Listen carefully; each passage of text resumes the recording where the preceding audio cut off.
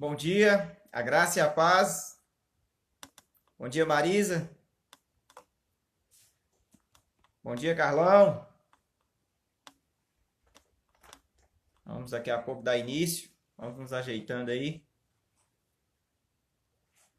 Daqui a pouco a gente vai estar iniciando. Pega a sua canequinha de café nessa manhã maravilhosa que Deus nos proporciona. Sua Bíblia, caneta, papel.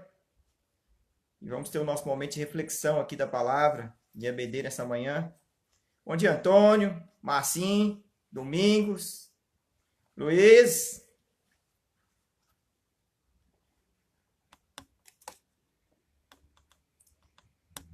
Vamos todos aí reunindo a família agora e nos preparando para o nosso momento aqui, né? Bom dia, Emily. Sol. Vamos lá, meus queridos. Nós não vamos prolongar muito, não. Né? A gente já está avisando antes no grupo lá da igreja para todo mundo se preparar, para que a gente não venha perder tempo, né? Como eu já falei, o tempo aqui é cronometrado, não pode ir além. Então, vamos fazer render o tempo aqui nessa manhã. Por isso, nessa manhã eu quero te convidar, nesse momento, para orarmos, para darmos início aqui ao nosso momento, né, de estudo da nossa palavra. Nosso devocional foi enviado, né? Espero que todos tenham feito o seu devocional nessa manhã, tenha tido seu momento com Deus, que Deus tenha falado ao seu coração. E nós vamos continuar aqui, através dessa exposição aqui da palavra, onde nós vamos aprofundar na palavra de Deus, naquilo que nós demos introdução em nosso devocional. Feche os seus olhos, vamos orar antes de qualquer coisa, para colocar nossa vida diante do Senhor, para que Deus ministre. Que esse dia de hoje seja um dia onde Deus venha falar conosco agora, logo mais às 19 horas, no nosso culto, né? Que nós possamos absorver essa palavra de Deus para consolo, fortalecimento da nossa família e da nossa vida. Amém? Feche seus olhos. Deus, nós queremos colocar diante dos teus pés, ó Pai, a nossa vida, a nossa família, e nesse domingo pela manhã, nós colocamos aqui, ó Deus, a nossa casa à tua disposição, que o Senhor possa entrar sobre a nossa casa e derramar da tua graça e da tua bênção. Queremos, antes de qualquer coisa, te agradecer, Deus.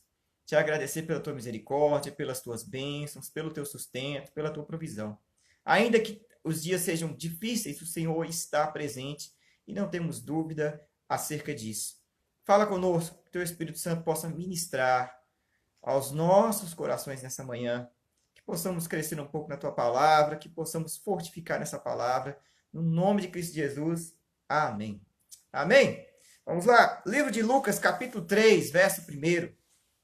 Lucas, capítulo 3, verso 1. O áudio está ok? Se estiver ok, pessoal, dá um joinha aí para a gente confirmar se o áudio está tudo ok.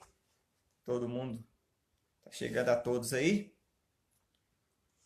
Lucas, capítulo 3, verso 1. Vamos ver o que Deus tem para ministrar ao nosso coração aqui nessa manhã. Nós fizemos um tempo atrás uma menção desse texto e agora nós vamos fazer um mais aprofundado ainda, né?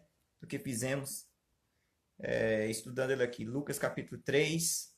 Amém. Só está falando, tá ok aí o áudio.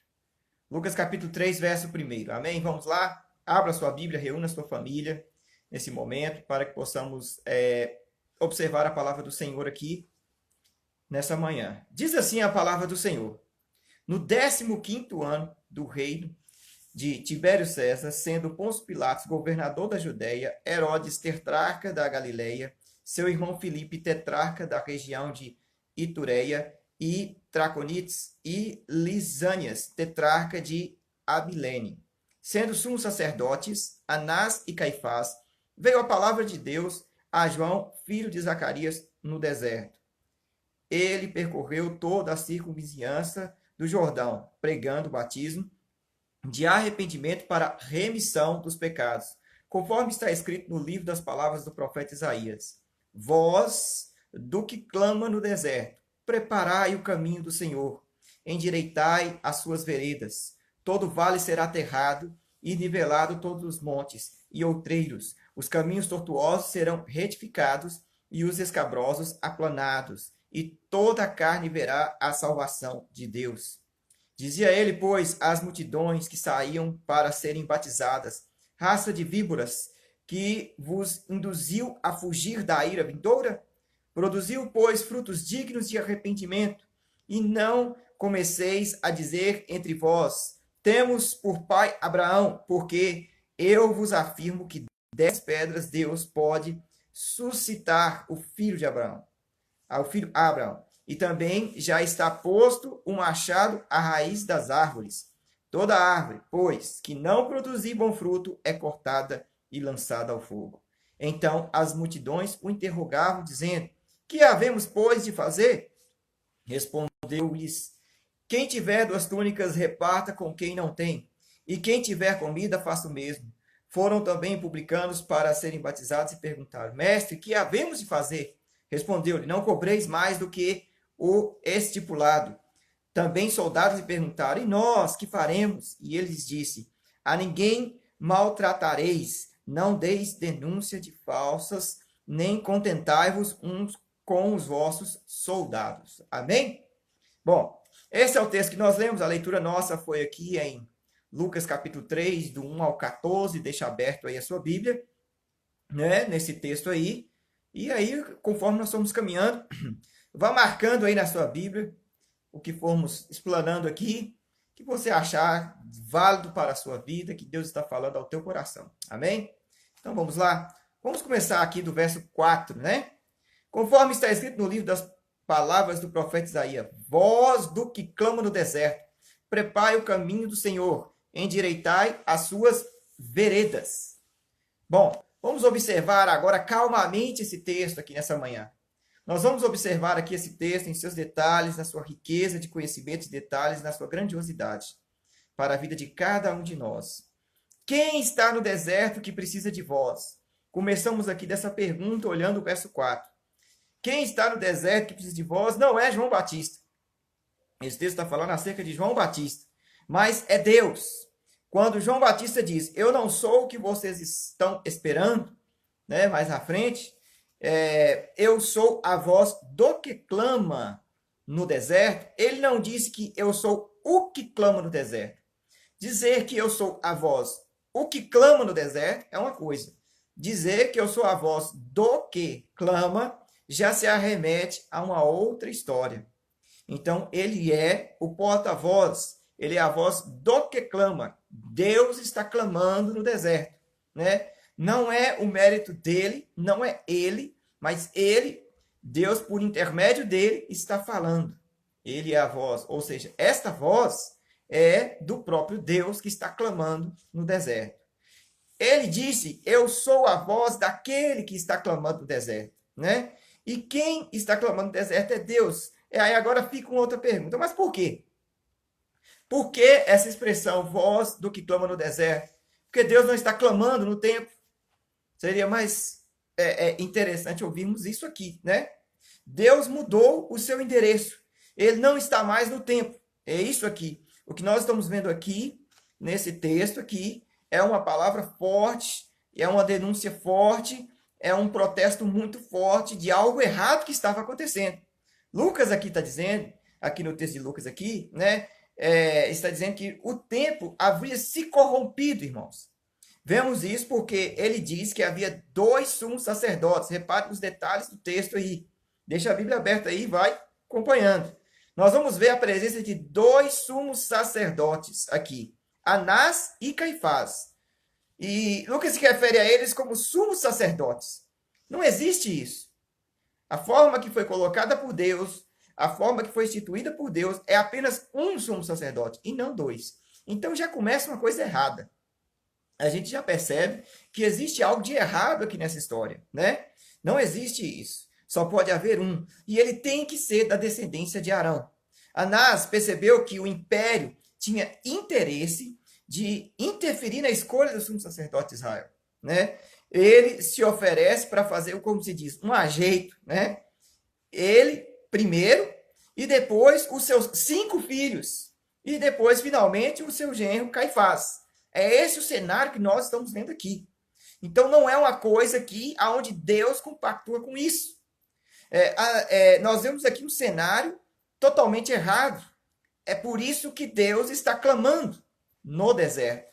Né? Nós vemos aqui Anás fazendo algo completamente errado, e aí mas nós vamos ver na história, ao longo da história, os seus 5 filhos e o seu genro Caifás, sobre todos eles assumindo o sumo sacerdócio, né? Porém, Deus não está no meio de ajeito, Deus não está no meio das coisas erradas, Deus não pactua com coisas erradas. Somente os descendentes da linhagem de Arão deveriam ser sumos sacerdotes. É assim que o Senhor deixou e é assim que tem que ser. Tudo está errado. Então Deus sai do templo, vai para o deserto e quer preparar o caminho para o Salvador. Pois o sistema presente daquela época ali estava completamente errado. E aí, Cristo não virá sobre um sistema completamente errado. Cristo virá para trazer a verdade. Cristo não virá sobre uma mentira totalmente errada, sobre uma situação completamente contrariando ao Pai, e ele não poderia vir dessa forma, não poderia ser anunciado lá, por Anás e Caifás. Teria que ser pelo seu legítimo sumo sacerdote. Então Deus vai para o deserto e Deus leva o seu sumo sacerdote, João Batista. Ele era filho de Zacarias, o sacerdote, e Isabel, sua mãe, era da família de Arão. Nós vemos aqui em Lucas, capítulo 1, verso 5, olha só. Existiu no tempo de Herodes, rei da Judéia, um sacerdote chamado Zacarias, da ordem de Abias, cuja mulher era das filhas de Arão, e o seu nome era Isabel. Então, o que nós estamos vendo? Para ser sumo sacerdote, não basta ser da tribo de Levi, tem que pertencer à família de Arão, tem que vir dessa descendência. O que temos aqui é que João, o legítimo, João Batista, né, filho de sacerdote, e a sua mãe da família de Arão, ele não está no templo como sacerdote. É isso que nós estamos vendo aqui. Então, vamos caminhando aí em cima desse conhecimento. O problema é que o sumo sacerdócio está tomado pelo império, por questões pessoais. E por meio de Anás e a todos que ele pôs ali, estavam a serviço do império e tomaram o templo. É esse o cenário que nós estamos aqui. É por isso que nós vemos essa palavra forte aqui, essa palavra pesada aqui, né, de um protesto. E nós vamos ver que esse protesto em ações práticas e diretas, em posturas, acontece em diversos momentos. E é aqui que vemos, quando os romanos tomaram o templo, Deus vai para o deserto e leva o sumo sacerdote com ele. É nesse momento, havia 400 anos que a nação de Israel estava sem ouvir a voz profética. Ele não veio da classe sacerdotal, não veio do palácio, né, todo luxuoso do templo, mas veio da palavra do Senhor. João, no deserto. É isso que nós estamos vendo aqui. João Batista era fruto da profecia, resposta de oração, milagre dos céus. E aí agora nós vamos pensar um pouco aqui. Porque ele foi a voz do que clama no deserto. Porque ele foi essa voz de Deus que falava em meio ao seu povo no deserto. Porque essa voz do Senhor esteve sobre ele e o acompanhou. Porque ele vivia a verdade e pregava a verdade. Mateus 11, verso 10 diz: Este é de quem está escrito: Eis aí, eu envio diante da tua face o meu mensageiro, a qual preparará o caminho diante de ti. Em verdade vos digo, entre nos nascidos de mulher, ninguém apareceu maior do que João Batista, mas menor no reino. Menor porque ele não estava lá no templo.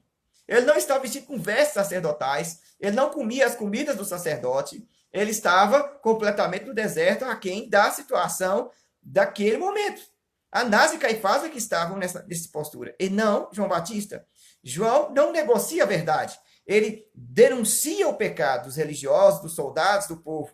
Ele não era um profeta de convivência com seus inimigos. Seus inimigos ou com a coisa errada. Os seus inimigos diziam que tinha demônio, mas Jesus dizia: és um profeta.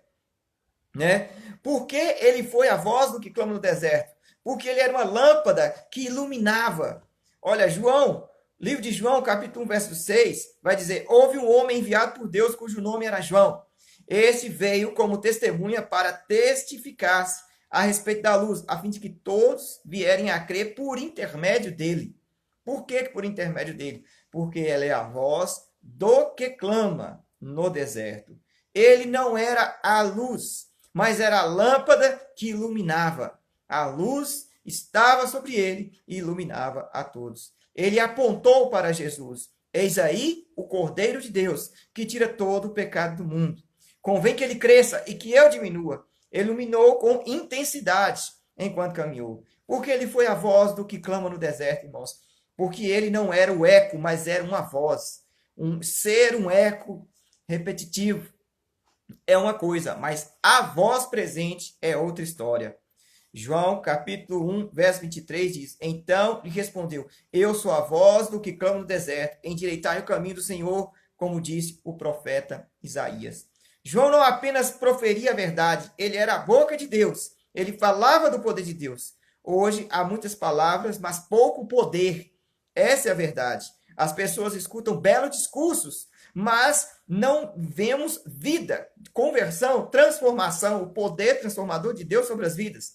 Ou seja, a vida na vida, ou Cristo, a própria vida, eu sou o caminho, a verdade e a vida, sobre as nossas vidas, a transformação, a conversão. Não estou falando de todos, não estou generalizando, mas o que nós vemos hoje é como aquela época. Anás e Caifás, roupas sacerdotais, né? Toda a exuberância das suas roupas, toda a elegância nos templos, mas Deus não estava ali. Pessoas que se dizem cristãos, mas Deus não está ali. Pessoas que decoraram a Bíblia, mas Deus não está ali. Deus não está no seu testemunho, Deus não está na sua vida, porque para que Deus esteja na minha vida e na sua vida, é preciso vida na vida, ou Cristo na nossa vida, amém?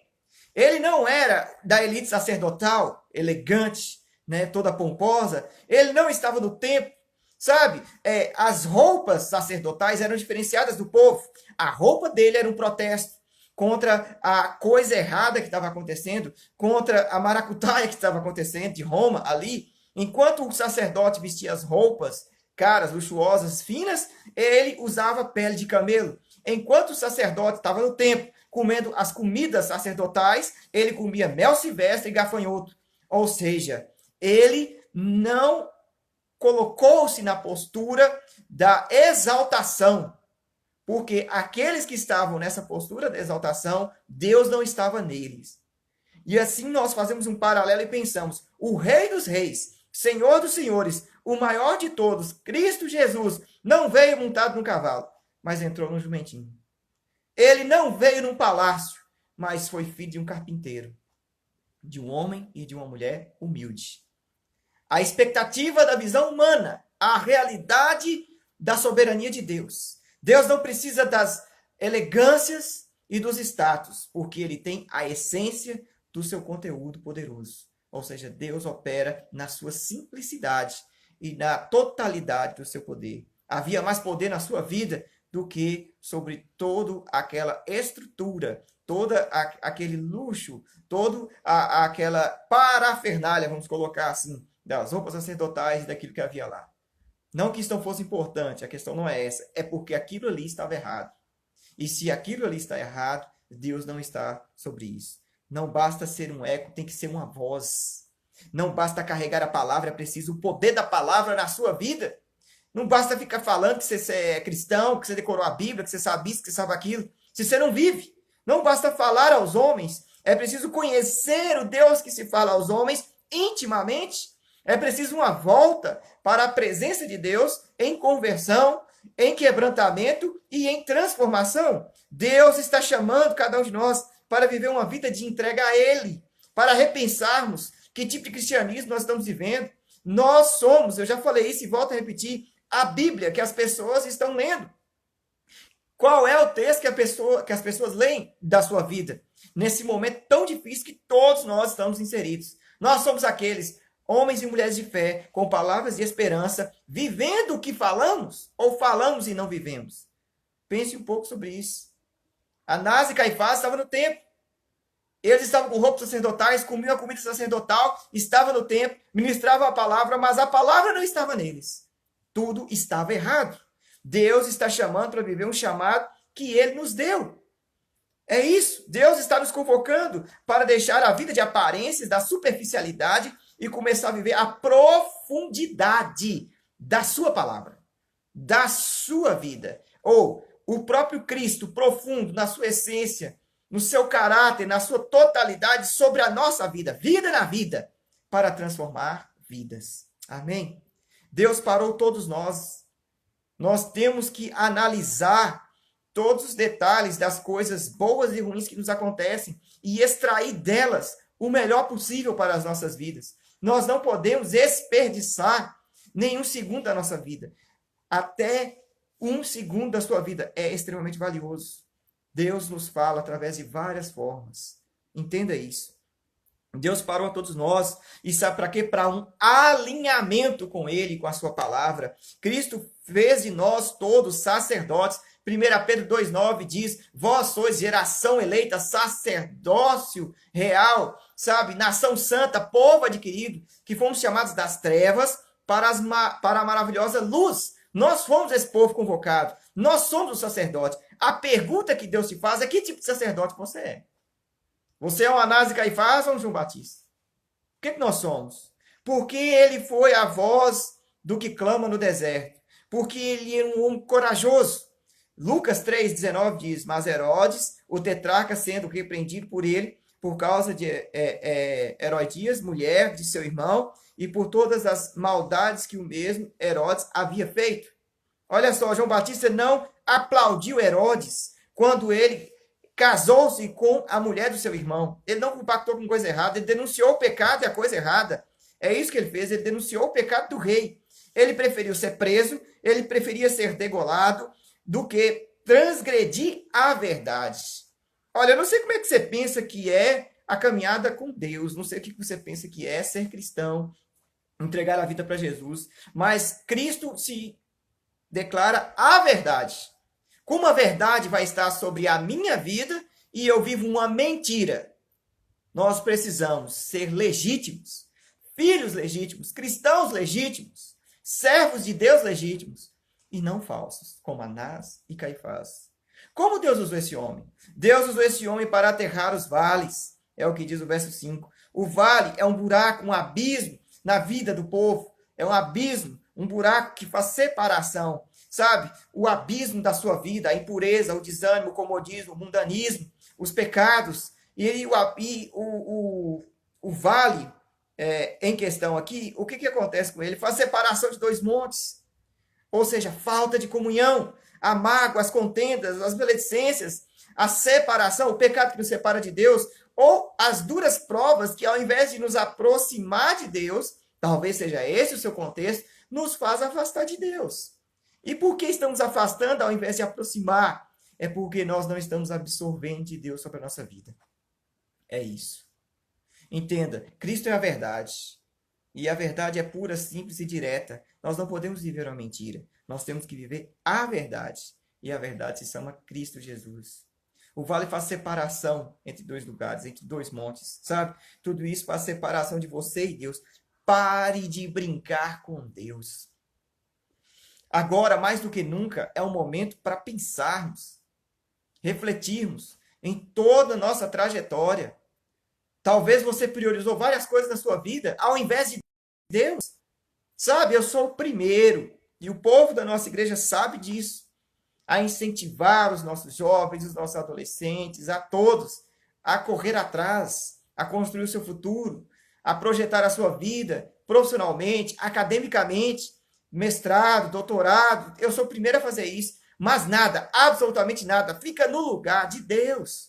Quando você diz que você está correndo atrás do seu futuro e deixando Deus, que você não tem tempo para Deus, e se diz um cristão, me perdoe, você está sendo Anás e Caifás, e não um sacerdote legítimo. Como a palavra nos diz lá em 1 Pedro, todos nós fomos feitos em Cristo sacerdotes. Mas não podemos ser falsos, não podemos ter vestimentas de cristãos. Nós temos que ser legítimos cristãos. Quando você diz que Deus é importante, você o ama, mas não lê a sua palavra, não vive a sua palavra, não é fiel à igreja que você é membro, você é um Anás e Caifás, está vivendo uma mentira. Deus não nos chamou para viver a mentira, porque Ele é a verdade. Nós estamos enganando a nós mesmos, não enganamos a Deus. Anás e Caifás e Roma e o império estavam tentando enganar o povo. Mas Deus vem para dar a totalidade do poder e dar clareza de todas as coisas. A religiosidade vazia que era pregada pelos fariseus, as liturgias completamente inválidas que estavam sendo vividas, são todas quebradas em Cristo e nós passamos a ser casa de Deus, templo do Espírito Santo e carregamos o poder de Deus em nós, o Espírito Santo, quando aceitamos Jesus e vivemos o poder transformador de Cristo sobre a nossa estrada de vida. E nós somos sacerdotes, não precisamos agora nos arremeter a um sumo sacerdote para lhe pedir perdão pelos nossos pecados, porque temos um advogado, Cristo, que intercede por nós e vamos até ele, confessamos a ele e ele nos limpa de todo pecado. As coisas tomaram um sentido aprofundado. Ele vem porque tudo era uma mentira, tudo era algo vazio, tudo não tinha profundidade, tudo tinha vaidade, tudo tinha superficialidade, não tinha essência em nada. E Deus vem para pôr um fim nisso. E para resolver isso, não é levantar profeta, é levantar o Rei dos Reis, é o próprio Filho de Deus. Só ele podia dar fim a essa bagunça. E ele vem. Beleza, e o tempo passa, adivinha? Muitos e muitos anos se passaram. Tá cheio de Anás e Caifás por aí. Tá cheio de falsos sacerdotes. Tá cheio de pessoas que se dizem, estou vindo em nome de Deus, fala em nome de Deus, eu conheço a sua palavra, e não conhecem o seu Pai. Deus nos chama para um conhecimento de perto, na intimidade, na essência da intimidade, na palavra, lê a Bíblia. Bíblia, guarde no seu coração, não é caixinha de promessa, que só tira a palavra de bênçãos. A Bíblia bate também, e aleluia porque ela bate, porque o Pai corrige ao filho que ama. Amém? Nós temos que glorificar a Deus por isso. Como Deus usou esse homem? Deus usou esse homem para nivelar os montes. É o que diz, todo vale será aterrado e nivelado todos os montes e outreiros. Nivelar os montes nos é um alinhamento. Um é alto, o outro é baixo. Vai nivelar, vai estar alinhado. Um alinhamento da nossa vida. Um alinhamento da nossa vida com Cristo. Existem muitas pessoas que não estão com a sua vida alinhada com Jesus. Não podemos andar à frente, não podemos andar atrás de Cristo. Cristo deve estar dentro de nós através da manifestação e ação do seu Espírito Santo. E Cristo deve estar segurando nas nossas mãos, do nosso lado, com uma presença lado a lado do que guarda, do que guia, do que sustenta e do que abre os caminhos para que possamos passar. Abre e quebra as barreiras para que possamos passar com a nossa família. Nossa jornada, Cristo sempre será superior, pois Ele é o Rei dos Reis, o Filho de Deus. E nós não ousamos sentar no seu trono.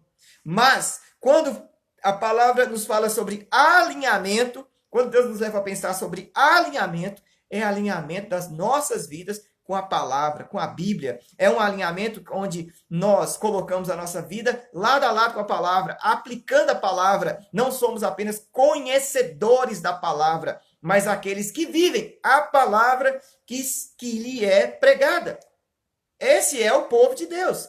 Esses são os sacerdotes do Senhor. Essa é a geração eleita. Esse é o povo escolhido. Esse é o povo adquirido. Essa é a nação santa que saiu das trevas para a maravilhosa luz. Por que saiu das trevas para a maravilhosa luz? Como é que eu vou saber desse negócio aí? Porque a árvore boa é reconhecida pelos seus frutos. Nós vivemos a luz, andamos a luz e pregamos a luz. É isso.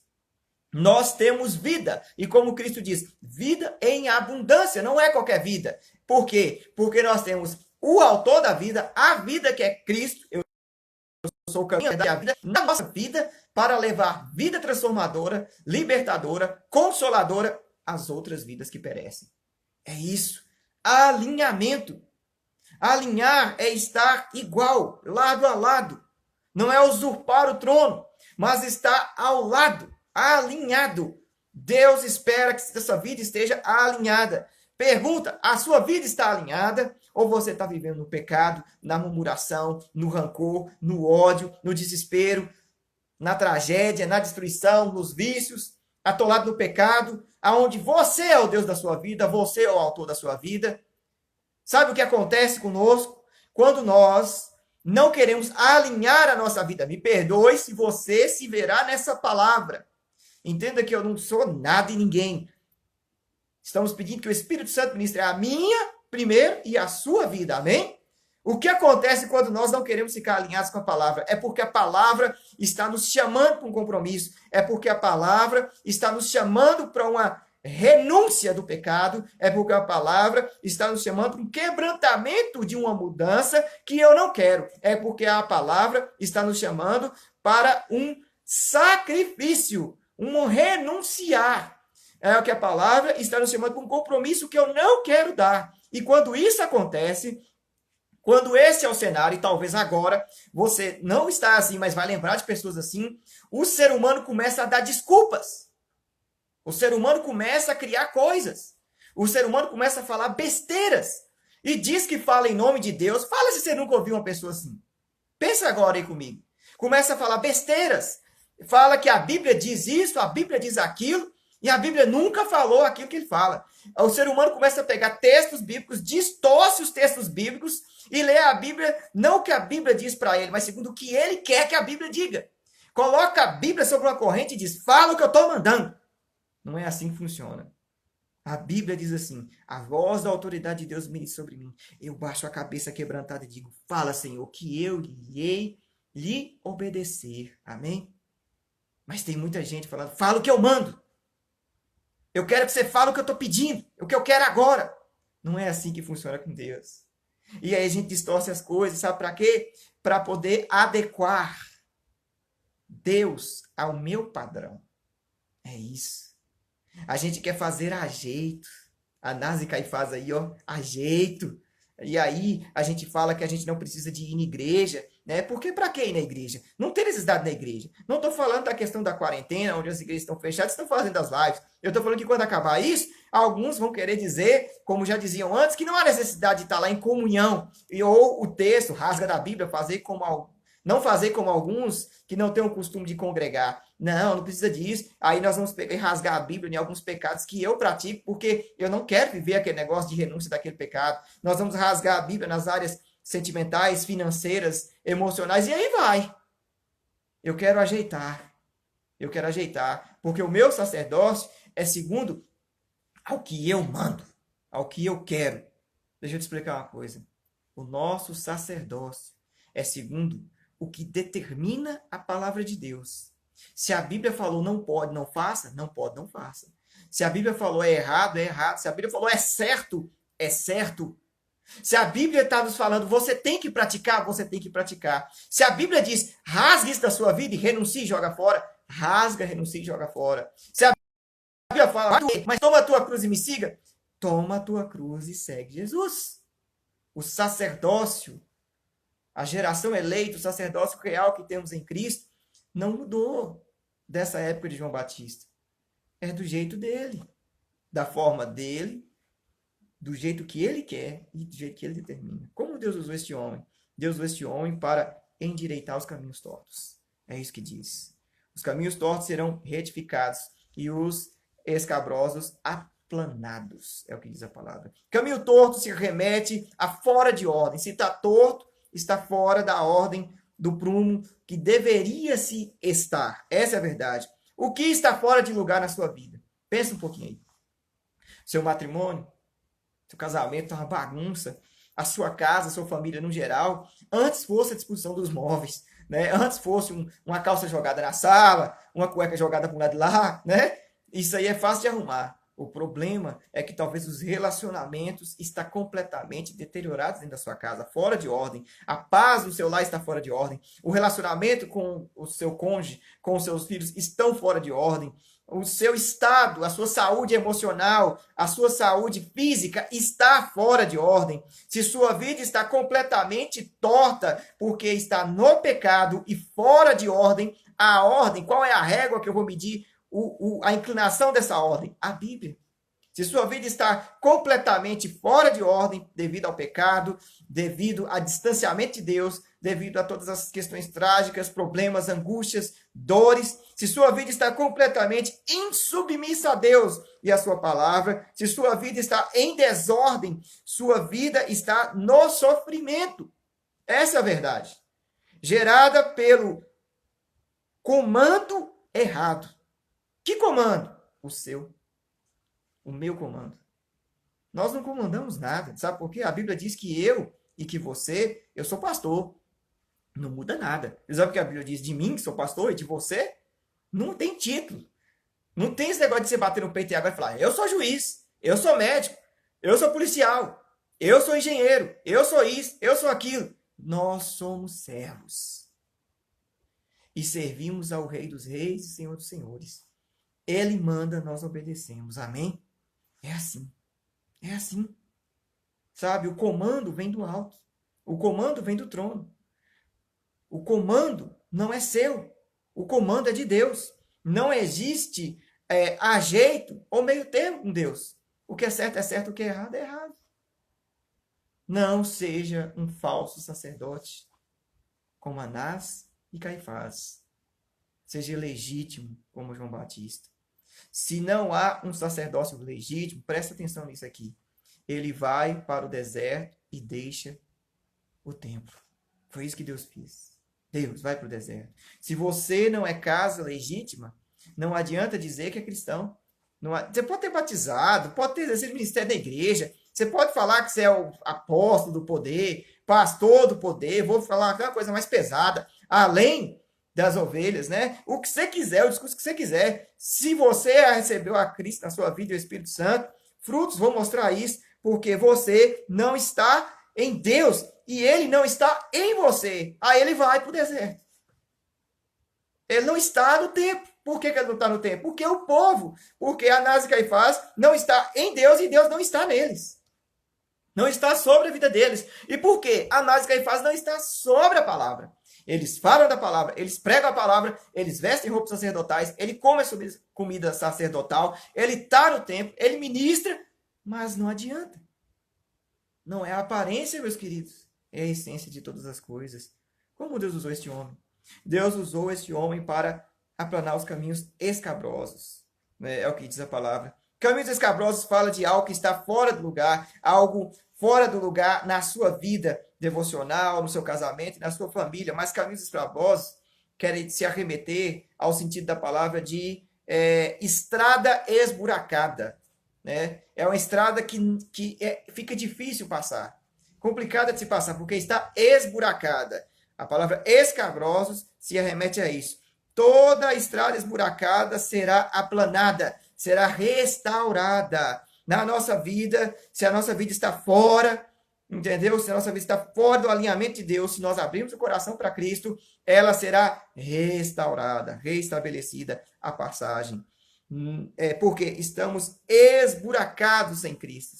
E está faltando Jesus para preencher o vazio da sua vida, está faltando Jesus para preencher o casamento que não dá certo, está faltando Jesus para preencher a sua família e ela adquirir a verdadeira paz. Está faltando Jesus para preencher a sua saúde emocional, a sua saúde física. E eu quero abrir um parênteses aqui hoje à noite. Deus tem uma palavra poderosa para ministrar sobre as nossas vidas. Se a sua saúde emocional não vai boa e você tem enfrentado ansiedades e problemas terríveis, eu te convido a estar conosco. Só Jesus pode preencher. Ninguém mais. Não há palavras tão poderosas como a de Cristo que possa preencher. Só Ele tapa os buracos da nossa vida, mas não é fazendo remendo, é restaurando toda a caminhar, toda a estrada. Sabe? Ele é um homem com uma mensagem. É isso que nós vemos aqui. A palavra que ele prega é a palavra de Deus e não a palavra dos homens, né? Lucas 3, verso 2, sendo sumos sacerdotes Anás e Caifás, veio a palavra de Deus a João, filho de Zacarias, no deserto. Olha, presta atenção. Sendo sumos sacerdotes Anás e Caifás, já entendemos até aqui que está errado. Então, esse texto aqui, quando fala que sacerdotes no plural e cita esses nomes, é uma denúncia de algo errado. Mas presta atenção. Sendo sumos sacerdotes Anás e Caifás, vírgula, veio a palavra de Deus a João. Não veio aos sumos sacerdotes Anás e Caifás. E deveria, pela lógica, vir a Anás e Caifás. Por quê? Deus não está neles, eles não estão em Deus, a palavra não está neles e eles não a praticam, só a falam. E veio aquele aonde Deus está nele, ele está em Deus e vive a palavra que é pregada. Quem? João, filho de Zacarias, no deserto. Não é o lugar. Não é o lugar. Põe isso na sua cabeça. Mas aquilo que se vive, que realmente ministra o poder de Deus. Agora, cada um está na sua casa. Nós vamos nos preparar para voltar a fazer os cultos segundo as normas, né? Já logo avisa a igreja desde já. Estamos no processo de preparação para isso. Mas não é o lugar. Porque Deus estava na sarça ardente. Deus estava na voz que falava no monte. Deus estava no templo. Até que o templo se corrompeu e Deus foi para o deserto. E Deus está dentro de você e dentro de mim através do seu Espírito Santo. O lugar tanto faz como fez. O negócio é quando nós vivemos o Deus vivo na nossa vida. Entenda isso. Depois de 400 anos em silêncio profético, onde voz profética não se levantou, João aparece pregando o arrependimento. A nação havia se desviado de Deus. Olha, a religião estava corrompida, o palácio estava corrompido, né? Os soldados estavam corrompidos. A mensagem de arrependimento não é popular, não é tolerável, ela é pesada. Mas João não quer agradar aos homens, mas a Deus. Deus está te chamando, me chamando nessa manhã ao arrependimento, à mudança. É hora de voltar para a vivência plena da palavra de Deus nas nossas vidas. Eu não estou perguntando se você tem vício, qual é o tamanho do seu pecado. Não é isso. E não é que Deus não vá ministrar o juízo como consequência dos que fazemos coisas erradas. Não é isso que eu estou falando também. Eu estou falando que o pai está chamando para voltar para casa. Amém? O pai está chamando para deixar de viver de máscaras, de aparência, e viver um sacerdócio real. Real. Olha a palavra, real, verdadeiro. Estamos em tempos onde estamos vivendo um caminhar onde a igreja cresce e a nação não muda.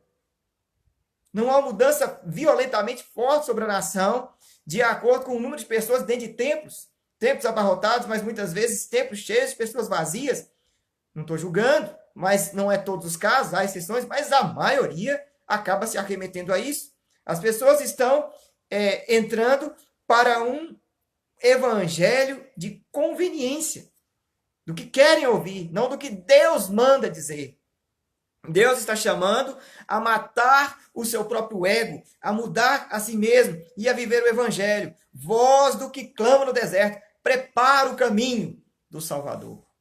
Preparando o caminho. Deus parou a sua igreja e a todos que nem queriam saber da sua igreja para pensar. Deus parou todos para refletirmos. O tempo é de avivamento, transformação, mudança drástica, que a igreja cresça, mas que a nação mude.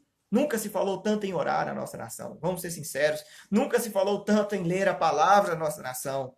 Arrependei-vos e sabei que o Senhor é Deus. Arrependei-vos da vida de pecado, da vida sem compromisso, da vida de ajeito, do falso sacerdócio, como Anás e Caifás, e transformai-vos os corações, sabei que o Senhor é Deus, arrependei-vos e aceitai a vida na vossa vida, Cristo Jesus. Arrependei-vos e sejam sacerdócios real, nação santa, povo adquirido, chamado das trevas para a maravilhosa luz. Deus não está chamando você para adaptar a Bíblia à sua vida, como Anás e Caifás estavam fazendo, mas para adaptar a sua vida à palavra de Deus, à Bíblia. O arrependimento é a grande mensagem de Deus, desde aquela época até os dias de hoje. Essa é a verdade. Na preparação, João Batista diz: arrependei-vos, preparando o caminho para o Salvador. Na inauguração, Jesus nasce, vem o Rei dos Reis e Salvador, vem a conclamação, arrependei-vos, também a pregação de Cristo. No Pentecostes, Pedro vai pregar, arrependei-vos. E hoje, todos os pastores, todos os sacerdotes, todos os servos de Deus vão continuar ministrando, arrependei-vos, quebrantai os vossos corações,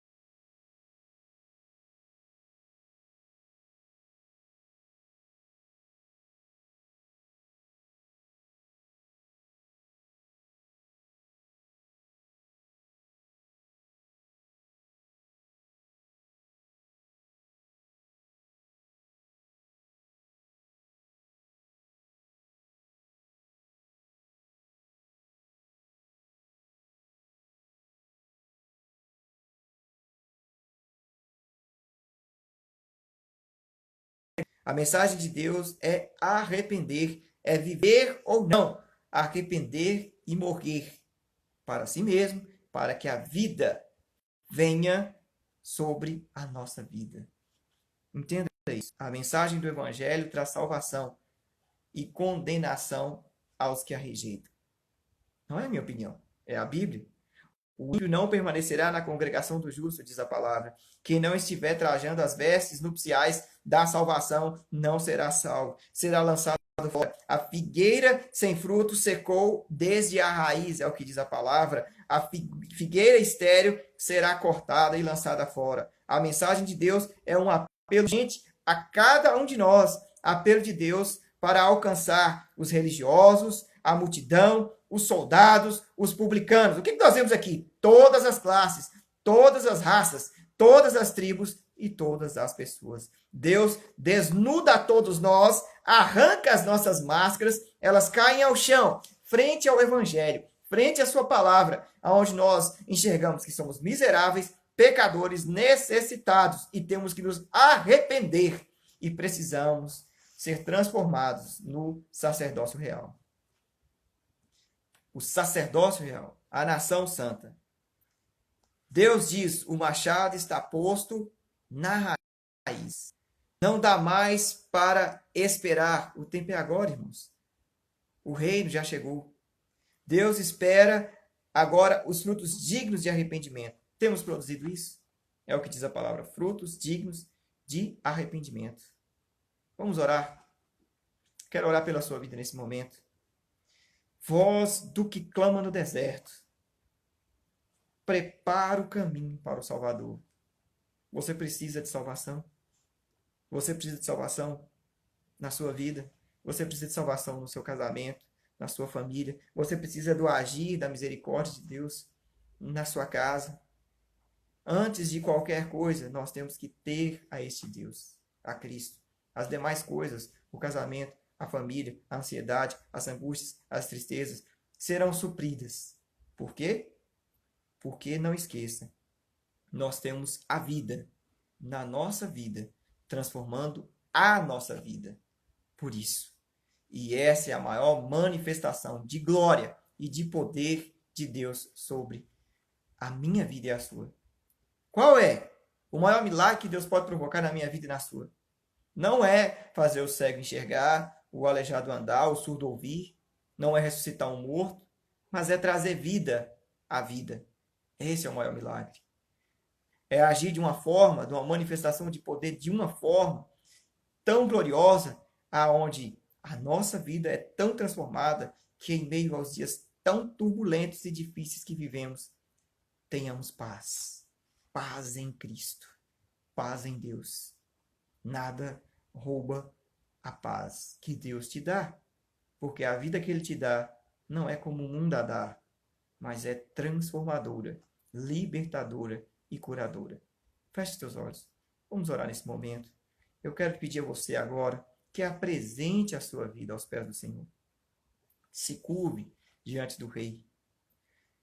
Olha, essa palavra é para refletirmos.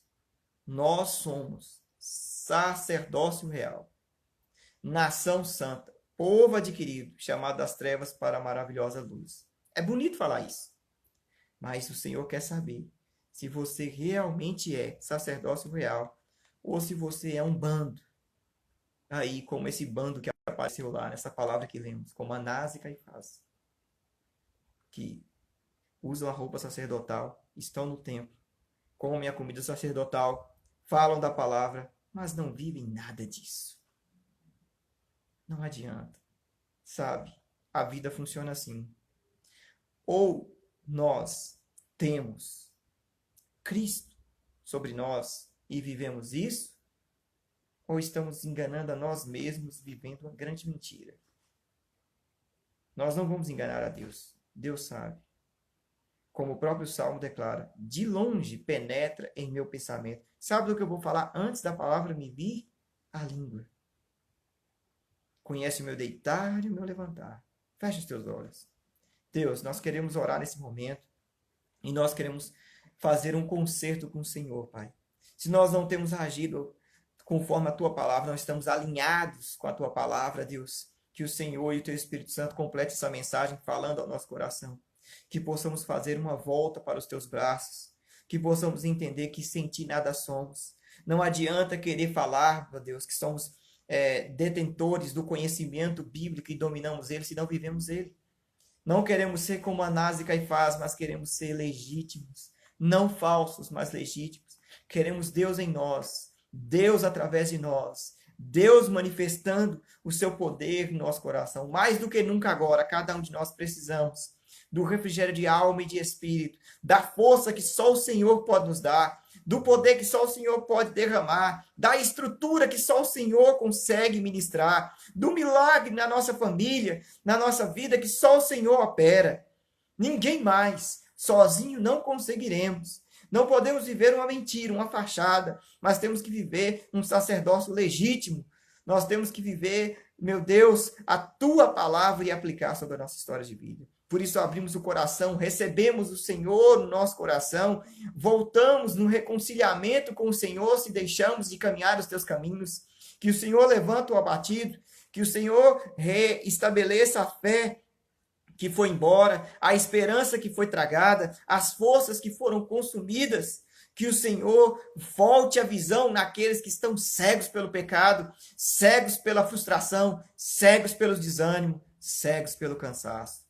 Que o Senhor te ponha de pé, tu e a tua família, para fazer de você sacerdócio real, porque quando Ele nos faz sacerdote, é porque Ele quer nos usar para ministrar vida às outras vidas. Mas antes, precisamos ter vida, receber a vida, Cristo Jesus. Receba Cristo Jesus sobre a sua vida, receba o Espírito de Deus sobre a sua vida, o Consolador, aquele que lhe dará forças, aquele que te sustentará e aquele que te colocará de pé. No nome de Cristo Jesus.